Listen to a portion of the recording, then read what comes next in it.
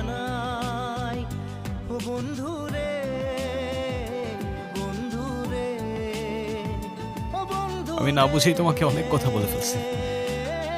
তুমি আমাকে একটাবার বলতা। এতদিনেও কি তুমি আমাকে এতটুকু চিনতে পারলা না?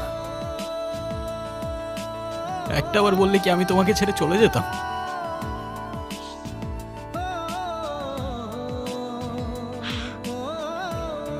তুমি আমাকে ছেড়ে যাবে না বলি তো আমি তোমাকে বলিনি।